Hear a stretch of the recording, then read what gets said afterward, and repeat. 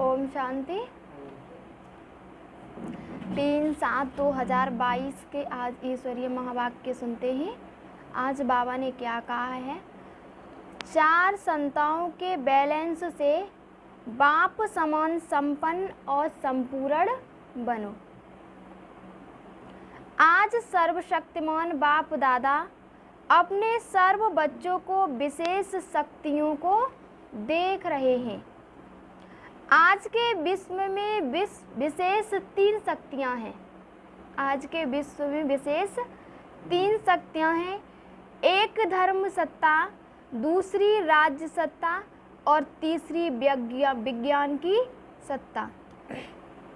लेकिन आप ब्राह्मण आत्मा में 4 सत्ताएं हैं। पहली 3 सत्ताएं तो हैं ही, साथ साथ चौथी सत्ता है श्रेष्ठ कर्मों की सत्ता। आज के विश्व में इस चौथी सत्ता की कमी है। इसको ही कहा जाता है श्रेष्ठ चरित्र की सत्ता। इन 4 सत्ताओं द्वारा आप ब्राह्मण आत्माएं अपना और विश्व का कल्याण कर रही हो। तो बाबा ने कहा, अच्छी तरह से जानते हो कि चारों ही सत्ताएं हमारे में हैं। चारों ही हैं, वह सिर्फ एक धर्म की सत्ता है। धर्म सत्ता अर्थात सदा श्रेष्ठ सुखी खुशनुमा जीवन जीने की कला। इसको ही धर्म अर्थात धारणा कहा जाता है। राज्य सत्ता अर्थात अपने को, राज्य को अर्थात अपने कर्म साथियों को अपने स्नेह और शक्ति के बैलेंस द्वारा सर्व प्राप्ति संतुष्टता का आधार दाता बन अनुभव कराना। राजा अर्थात दाता, देने वाला। हर एक द्वारा संतुष्टता की वहाँ हो, यह है अर्थात राज्य सत्ता। वहाँ हो। तो बाबा ने कहा, तो राज्य सत्ता अर्थात स्वयं चलने की और औरों को चलाने की कला। विज्ञान की सत्ता अर्थात विज्ञान द्वारा। विज्ञान की सत्ता किसके द्वारा? विज्ञान के द्वारा साधनों द्वारा प्रत्यक्ष फल की अनुभूति कराने की कला। प्रत्यक्ष फल की साधनों के द्वारा अनुभूति कराने की कला। श्रेष्ठ कर्म की सत्ता अर्थात कर्म का वर्तमान फल खुशी और शक्ति अनुभव करना और साथ साथ भविष्य फल जमा होने की अनुभूति होना। इसको कहते हैं कर्म के खजानों की संपन्नता के नशे की कला। अब सोचो, यह चारों कलाएं आपके जीवन में हैं।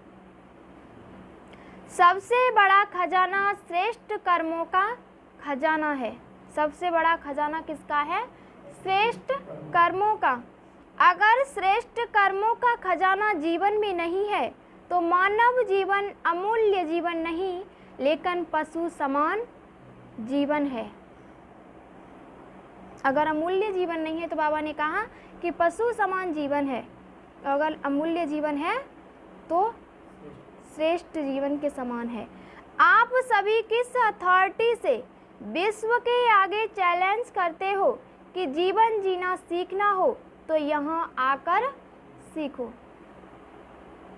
यह चैलेंज करते हो ना, राजनेता हो, चाहे वैज्ञानिक नेता हो, चाहे धर्म नेता हो, सबके आगे रूहानी फकोर से कहते हो। रूहानी फकोर से कहते हो। बेफिक्र बादशाह बन के देखो। बेफिक्र बादशाह बन करके देखो। बादशाह होना, जीवन का यथार्थ आनंद अनुभव कर रहे हो ना। जीवन का यथार्थ आनंद अनुभव कर रहे हो ना। सबसे बड़ा खजाना किसके पास है? सबसे बड़ा खजाना किसके पास है? तो बाबा ने कहा किसके पास है? हमारे पास, हम बच्चों के पास है।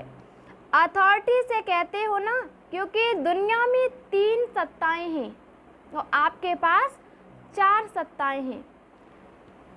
और चारों ही सत्ताओं का बैलेंस यही बाप समान संपन्न और संपूर्ण स्थिति है।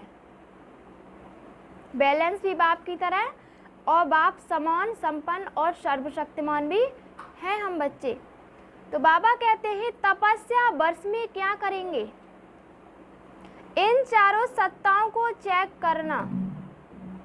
चारों ही सत्ताओं के आधार से एक रस स्थिति का आसन सदा अचल अडोल रहेगा। तपस्या सदैव आसन पर करते हैं तो यह चार सत्ताओं रूपी चार पांव एक रस स्थिति के आसन को मजबूत करेंगे। चारों ही पांव, तो बाबा ने कहा चारों पांव सदा अचल और अड़ोल एक रस स्थिति होगी हमारी। तो बाबा ने कहा है कि हम समान मजबूत बनेंगे, हर समय बेफिक्र बादशाह का अनुभव कराएंगे। बादशाह अर्थात अधिकारी और प्रजा अर्थात अधीन रहना पड़ता है।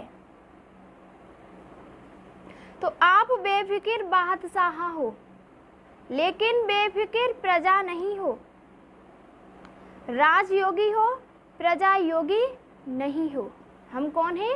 राजयोगी हैं, प्रजा योगी नहीं है।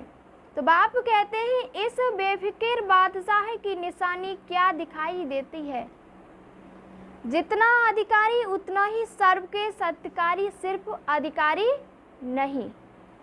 अधिकारी की परख ही सत्कारी से होती है। सुनाया ना कि योग्य राजा की निशानी है, सर्व द्वारा संतुष्टता के पुष्पों की वर्षा हो, वहाँ के गीत हों, ऐसी राज्य सत्ता प्राप्त की है। पहले अपने समीप के कर्म साथी कर्मेंद्रियों को चेक करो कि मुझ आत्मा राजा के स्नेह और शक्ति अर्थात लव लॉ दोनों ही सदा ऑर्डर में चलते हैं या कभी कभी मजबूरी से चल रहे हो। दिखावा मात्र है या दिल से? बाबा कह रहे दिखावा मात्र है या दिल से। ऐसे ही सारे दिन की दिनचर्या में अपने कर्म संबंधी या कर्म के साथियों को देखो या दिल से। ऐसे ही सारे दिन की दिनचर्या में अपने संबंधी या कर्म के साथियों को देखो, उसके साथ सर्व संपर्क में आने वाली आत्माओं को देखो कि मुझ राज्य अधिकारी आत्मा द्वारा कितने परसेंट में और कितने संतुष्ट हर्षित रहे, कितने नंबर में, कितने खुश रहे हमसे ज़्यादा। तो बाबा कहते हैं यह है राज्य सत्ता की अर्थात अनुभूति।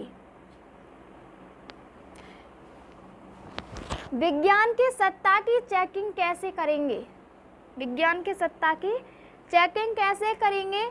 तो बाबा कहते हैं हद का विज्ञान हद के स्थूल साधनों द्वारा सुख आराम की अनुभूति कराते हैं। जो साधनों, जो विज्ञान के द्वारा जो साधन बढ़ रहे हैं, तो बाबा कह रहे हैं वो क्या कराते हैं? आराम की अनुभूति कराते हैं।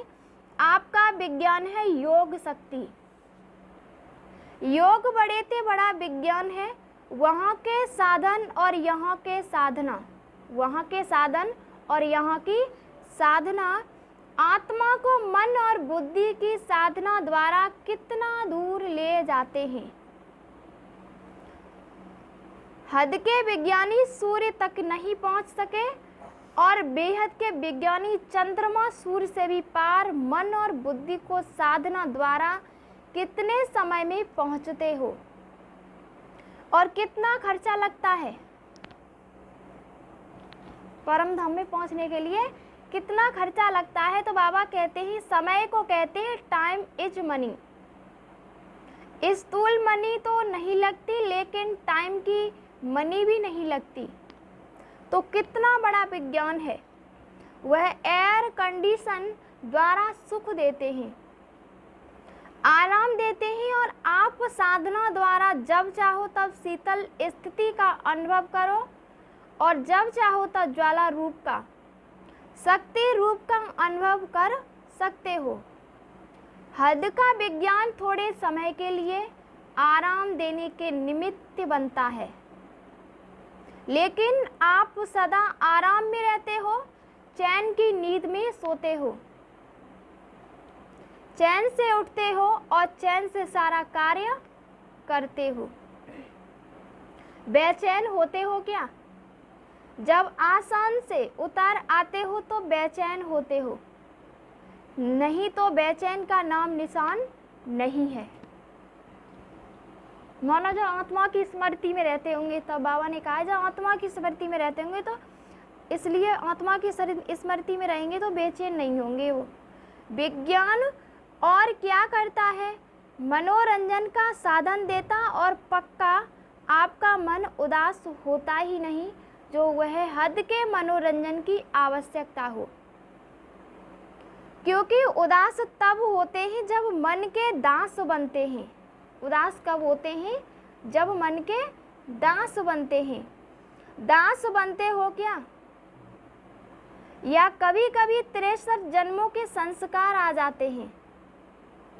अभी तो बादशाह बन गए हो ना, न दास बनते हो न उदास होते हो। इसलिए मन सदा मौज में रहता है, न तो दास बनते किसी के और न ही उदास होते हैं। इसलिए बाबा ने कहा इसलिए हम सदा किस में रहते हैं? मौज में रहते हैं। एकांत में है तो भी मौज है और संगठन में है तो भी मौज है। सदा मौजों के दाता मालिक बाप के साथ रहते हो ना, कि कभी कभी रूठ जाते हो, कभी कभी रूठ जाते हो। रूठना नहीं है, मन अथवा मोह को फेर नहीं देना है। ऐसे चेक करो कि विज्ञान की सत्ता कहाँ तक अविनाशी रहती है, ऐसे ही धर्म सत्ता। धर्म अर्थात श्रेष्ठ जीवन जीने की कला। धर्म अर्थात श्रेष्ठ जीवन जीने की कला, यह धारणा ही धर्म है। आप सब तो धर्म आत्माएं भी हो और श्रेष्ठ कर्म आत्माएं भी हो, क्योंकि हम धर्म आत्माएं भी हैं और श्रेष्ठ कर्म करते हैं, इसलिए श्रेष्ठ आत्माएं भी हैं।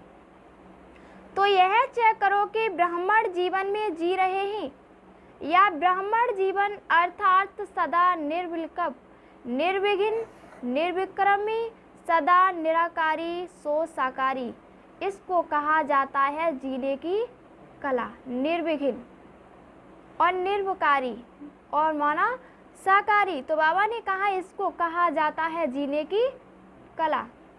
जहाँ कोई हद की इच्छा नहीं, कोई अप्राप्ति नहीं, सदा यह गीत गाते रहो, पाना था वह पा लिया, इसको ही कहा जाता है धर्म सत्ता। अब सोचो, चारों ही सत्ताएं हैं, चारों ही पांव एक रस है या एक छोटा एक बड़ा है? चारों पांव एक रस होंगे तभी अचल होगा, नहीं तो हलचल होगी। तो सुना क्या देख रहे थे? हर एक बच्चे में चारों सत्ताएं कहाँ तक जमा हैं? खुशी से जीने वाले हो ना, मजबूरी से जी रहे हो क्या? हर एक बच्चे में चारों सत्ताएं कहाँ तक जमा हैं? खुशी से जीने वाले हो या मजबूरी से जी रहे हो? चल रहे ही, चलना ही है, चलना ही है और चल रहे ही। तो बाबा ने कहा ये क्या हुई? मजबूरी हुई हमारी, इसको जीना नहीं कहते। कभी मरता है, कभी जीता है, कभी सांस रुक जाता है और कभी ढीला हो जाता है, कभी तेज हो, यह कोई जीना नहीं है। अच्छा, किसी बहन को कुछ तकलीफ हुई, बाबा कह रहे हैं बच्चों से कि किसी बहन को तकलीफ हुई, सेकंड में फुल स्टॉप लगाने आते हैं कि टाइम लगता है? सेकंड में फुल स्टॉप लगाने आते हैं, बाबा कह रहे हैं, या फिर टाइम लगता है? बीती सो बीती, फुल स्टॉप, यही विज्ञान है। विज्ञान भी चीज को मिटा देता है ना। बेहद के विज्ञान की सत्ता से सेकंड में बिंदी लगाना अर्थात फुल स्टॉप लगाना, इसके लिए ही तपस्या का गोल्डन चांस मिला है। क्योंकि फाइनल पेपर में चारों ओर 5 तत्व प्रकृति के और 5 विकार सभी मिलकर हलचल में लाने का प्रयत्न कर रहे हैं। 5 तत्व और बाबा ने कहा 5 विकार प्रकृति में क्या कर रहे हैं, हलचल लाने का प्रयास कर रहे हैं। अति हलचल में सेकंड में अचल रहने वाले ही पास विद ऑनर बनेंगे। जो अचल रहने वाले, अचल अडोल होंगे, बाबा ने कहा वही पास विद ऑनर बनेंगे। ऐसे नहीं समझना कि लास्ट में एकांत में बैठ पेपर देना है। अति हलचल में अति अचल, यह है पेपर, इसलिए क्वेश्चन आएगा, इसलिए अभी से अभ्यास करो। बाहर की हलचल मन को हलचल में नहीं लाए, इसको ही कहा जाता है विजयी रत्न। अच्छा, चारों ओर श्रेष्ठ के धर्म सत्ता वाली धर्म आत्माओं को, बेहद के विज्ञान सत्ता वाली साधना स्वरूप आत्माओं को, राज्य सत्ता वाले स्वराज्य अधिकारी आत्माओं को, श्रेष्ठ कर्म सत्ता वाले कर्मयोगी आत्माओं को, बाप दादा का बेफिक्र बादशाह बनाने वाले बाप का याद प्यार और नमस्ते। हम सभी रूहानी बच्चों की रूहानी बाप दादा को याद प्यार और गुड मॉर्निंग, नमस्ते नमस्ते नमस्ते। अच्छा, आज टीचर्स ने भी त्याग किया, सभी टीचर्स पीछे बैठी हैं, तो त्याग का भाग्य स्वरूप याद प्यार विशेष स्वीकार हो। टीचर का काम ही है चारों ओर को आगे बढ़ाना, औरों को आगे बढ़ाना। अच्छा किया, प्रैक्टिकल कर्म करके दिखाया। बाबा कह रहे हैं प्रैक्टिकल कर्म करके दिखाया कि औरों को हमने आगे बढ़ाया, इसकी मुबारक। बाबा इसकी क्या दे रहे हैं, मुबारक। अच्छा, डबल विदेशियों के भी पत्र और कार्ड बहुत आए हैं, देश वालों के भी कार्ड और पत्र बहुत आए हैं। कार्ड कहाँ रखे हैं, दिल की डिब्बी में संभाल कर रखे हुए हैं। जिन्होंने भी नए वर्ष की विशेष याद प्यार भेजी है, उन्हों सहित सभी बच्चों को नए वर्ष के हर समय में नवीनता की मुबारक हो, मुबारक हो। अब विश्व में एक एग्जाम्पल बनकर दिखाओ, एग्जाम्पल बनकर दिखाओ कि कर्मयोगी स्थिति की क्या कमाल होती है। जो एग्जाम्पल बनता है ड्रामा में, एग्जाम के टाइम उसे एक्स्ट्रा मार्क्स मिलती है, माना नंबर मिलते हैं। अच्छा, पार्टियों से अव्यक्त बाप दादा की मुलाकात। बाप दादा के सदा साथ रहने से श्रेष्ठ स्थिति का सहज अनुभव कर रहे हो ना। बाप दादा के साथ रहते हुए श्रेष्ठ स्मृति स्थिति का अनुभव कर रहे हो ना। दिल रात बाप के साथ की अनुभूति करने से सहज ही श्रेष्ठ अनुभव करते रहेंगे, क्योंकि समीप के शक्ति मिलती है। जब पास होते तो हमें क्या मिलती है, शक्ति मिलती है। जैसे साकार में समीप रहना सहज लगता है, सहज सरल लगता है, ऐसे अव्यक्त में जितना अटेंशन देते रहेंगे उतना सहज अनुभव करते जाएंगे। सभी निरंतर योगी होना।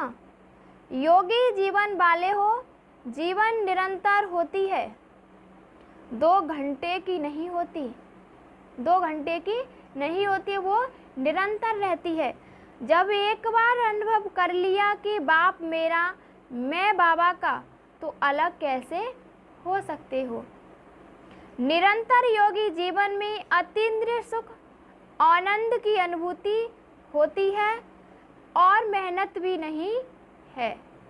मेहनत वाला काम कभी कभी किया जाता है और जो सहज होता है वो सदा कर सकते हैं। और बाबा को याद करना और ही सहज है। तो बाबा कहते हैं तो सहज लगता है या मुश्किल लगता है। माया तो नहीं आती। इस समय नशा चढ़ा हुआ है तो माया दिखाई नहीं देती है। फिर वहाँ जाएंगे तो कहेंगे क्या करें। अगर माया दिखाई नहीं देती तो फिर वहाँ जाएंगे तो कहेंगे क्या करें। हो गया निरंतर की स्थिति अच्छी है। एक बाप के सिवाय और ऊंचा है ही क्या। एक ऊंची चीज प्रिय लगती है और दूसरा जो प्यारा होता है वह प्रिय लगता है। तो सबसे प्यारा सबसे ऊंचा बाप ही है ना, तो और क्या याद आएगा। सबसे ऊंचा कौन है, बाप है, इसलिए हमें और ही कौन याद आएगा बाप के सिवाय। तो बाप ने कहा सिर्फ बीच बीच में अपने को चेक करते रहो। थोड़ा भी परसेंटेज कम हो तो उसको बढ़ा देना चाहिए, फिर माया को आने की मार्जिन नहीं रहेगी। लेकिन होता क्या है, चलते चलते साधारण स्थिति होती जाती है और समझते ही याद तो है ही भूले तो है ही नहीं, याद तो है ही भूले तो नहीं है। लेकिन साधारण होते होते विस्मृति की ओर चले जाते हैं। बाप की स्मृति माना बाप की श्रीमत पर नहीं चलते ही विस्मृति की ओर चले जाते हैं। इसलिए साधारण भी होने नहीं दो। थोड़ा भी परसेंटेज कम हो तो एंड कर लो तो सदा ही शक्तिशाली रहेंगे। शक्तिशाली आत्मा के बीच में माया की आने की हिम्मत नहीं होती। माया आए फिर युद्ध करो, इसमें समय चला जाता है और लिंक टूट जाता है। बाबा से जो हमारा लिंक जुटा हुआ था, जो याद कर रहे थे, बाबा ने कहा माया आ जाती है तुम्हारा लिंक टूट जाता है। टूटे हुए लिंक को जोड़ना, उसमें निरंतर में अंतर पड़ जाता है। इसलिए साधारण स्थिति में होने नहीं दो। इस गलती में नहीं रहो कि बाप की याद तो है ही नहीं, लेकिन सदा याद स्वरूप है। याद स्वरूप अर्थात शक्तिशाली।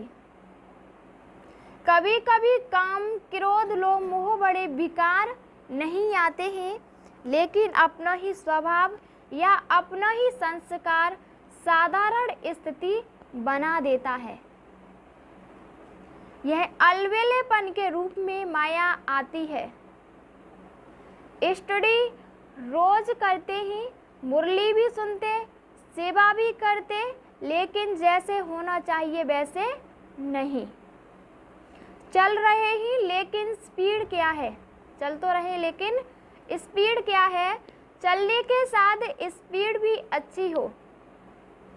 बाप सभी बच्चों को सदा ही ऊंच देखता है और सदा ही ऊंच देखने की शुभ आशाएं रखता है।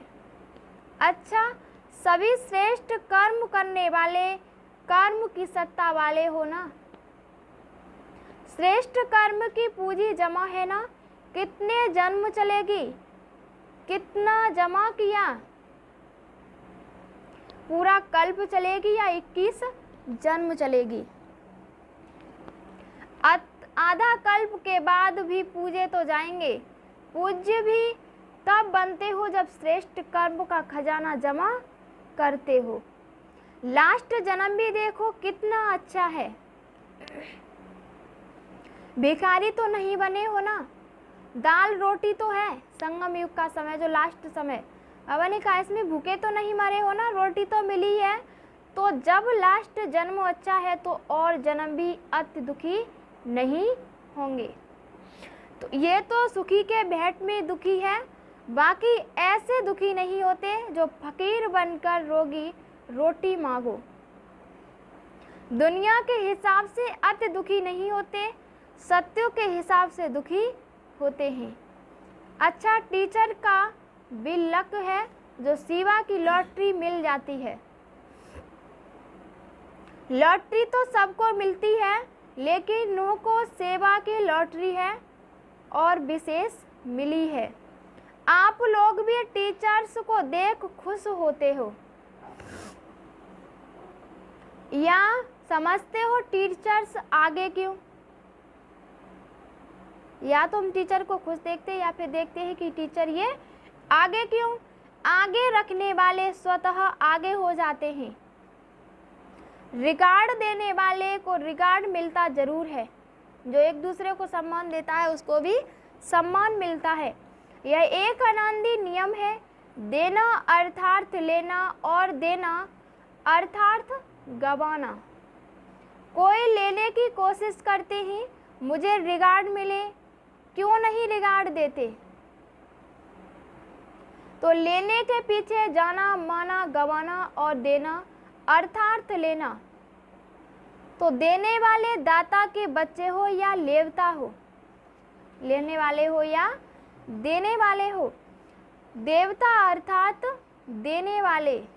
अच्छा है, बाप भी खुश और बच्चे भी खुश। बाकी क्या रहा। टीचर्स सबसे ज़्यादा खुश है क्योंकि स्टूडेंट्स को देख करके खुशी होती है। अच्छा, वरदान है आज का। आत्मिक वृत्ति दृष्टि से, आत्मिक वृत्ति और दृष्टि से दुख के नाम निशान को समाप्त करने वाले सदा सुखदाई भव। आत्मिक वृत्ति सोच से और दृष्टि से दुख के नाम निशान को समाप्त करने वाले सदा सुखदाई भव। ब्राह्मणों का संसार भी न्यारा है तो दृष्टि वृत्ति सब न्यारी है। जो चलते फिरते आत्मिक दृष्टि आत्मिक वृत्ति में रहते हैं उनके पास दुख का नाम निशान नहीं रह सकता, क्योंकि उनकी सोच भी सही है और दृष्टि भी सही है। इसलिए बाबा ने कहा कि उनके पास दुख का नाम निशान नहीं आ सकता, क्योंकि दुख होता है शरीर भान से। अगर शरीर भान को भूलकर आत्मिक स्वरूप में रहते हैं तो सदा सुख ही सुख है। उनका सुखमय जीवन सुखदाई बन जाता है। वे सदा सुख की सैया पर सोते हैं और सुख स्वरूप रहते हैं। आज का स्लोगन है, सुख को खुद को देखो और खुद की कमियों को भरो, तब खुदा का प्यार मिलेगा। खुद को देखो और खुद की कमियों को भरो, तब खुदा का प्यार मिलेगा। अच्छा, ओम शांति।